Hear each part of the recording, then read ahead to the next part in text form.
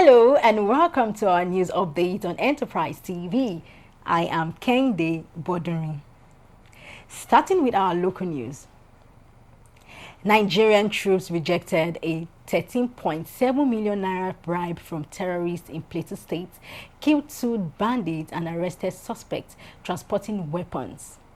Items recovered included arms, cash and a vehicle.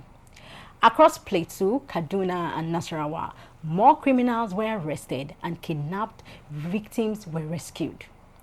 Troops also recovered weapons, motorcycles and drugs. In Borno and Yobe, troops arrested suspects linked to terrorist logistics, including NURTW members transporting military gear. 16 family members of terrorists also surrendered. Troops cracked down on oil theft in the Niger Delta, arresting 42 suspects and destroying illegal refining sites. In Anambra, a tax collector for IPOB was arrested with 1.5 million naira. Still on the local news. The federal government's electricity subsidy rose sharply from 610 billion naira in 2023 to 1.94 trillion naira in 2024, driven by tariff freezes and economic pressures, despite a tariff hike for Band A users. The Nigerian Electricity Regulatory Commission said the subsidy surge followed the naira float and first subsidy removal. Only 371 million naira of the 1.94 trillion naira obligation was paid in 2024. Although Band A tariffs were adjusted, freezing other customer rates led to rising subsidy burdens in later quarters. Cost-reflective tariffs kept increasing while allowed tariffs stayed fixed. Experts warned that tariff hikes alone won't fix the power sector. Meanwhile, Aliko Dangote urged Nigerians to invest locally, saying Nigeria should generate up to 60,000 megawatts of electricity. Now to the economic and finance news. Lagos prices rose sharply in Lagos in July 2025, with onions, rice and pepper leading the surge due to inflation, transport issues and supply chain problems. Onions jumped 30%, rice 25% and pepper 16.7%. Other rising items included frozen fish, palm oil, beans and cooking gas, driven by high logistics and storage costs. Some prices dropped. Yellow maize fell 16.7%.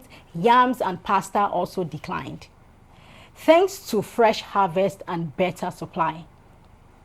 Traders and buyers voiced mixed reactions. Many complained of shrinking profit and high cost, while a few welcomed the slight relief in staple prices. Now to our business news. FIRS Chairman Dr. Zach Adedeji urged the Accountant General of the Federation to ensure that ministries, departments and agencies promptly remit withholding taxes to the appropriate government accounts. At a workshop held in Abuja, Adedeji emphasized the importance of collaboration between the Federal Inland Revenue Service and other government bodies to improve tax compliance and enhance revenue generation in the country. He expressed concern over consistent lapses in the tax remittance by MDAs, blaming them on technical challenges and a lack of adequate knowledge about tax regulations, which results in significant revenue losses. The Accountant General acknowledged the vital role of tax in national development and stressed that with proper cooperation, both institutions can strengthen Nigeria's tax system to boost economic growth and support good governance. Now to the foreign news. German Chancellor Friedrich Merz admitted Europe had relied too much on the US for defense, but said that it's changing. He visited the UK to boost defense ties and address migration and youth exchange under a new treaty. Mayon said he speaks regularly with Trump on Ukraine and trade and believes they share common goals. He reaffirmed support for Ukraine, warning that Russia threatens Europe's peace and political order. Now to the sport news.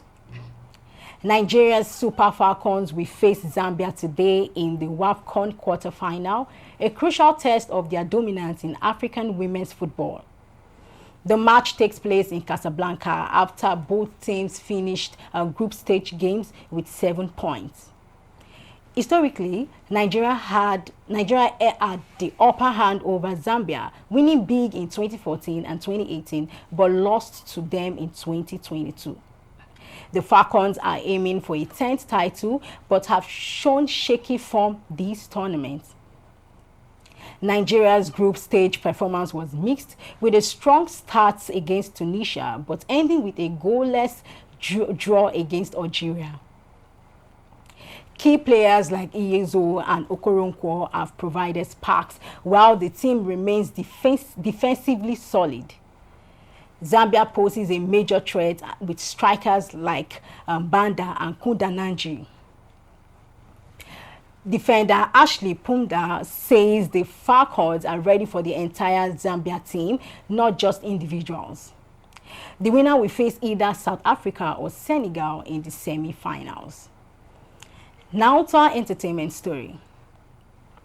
Big Brother Naija Season 10 will premiere on July 26 with a double launch weekend. MultiChoice Nigeria announced that the winner will take home a record-breaking 150 million naira. Ebuka Obi-Uchendu returns as host. So far, the show has featured 197 housemates, aired for 709 days, and awarded 637 million naira in prize money. Last season's No Lose Guard twist had contestants start as pairs before competing solo. Kelly Ray won 100 million naira, becoming the first married winner. This year's physical auditions were held from May 16 to 18. Organizers promise more excitement for the milestone season. Thank you so much for your time. Please do well to visit our website at www.enterprisetvnews.com. You can also like, comment, and follow us across all social media platforms at Enterprise TV 7. I am Kende Bodrin. Thanks for watching. Bye.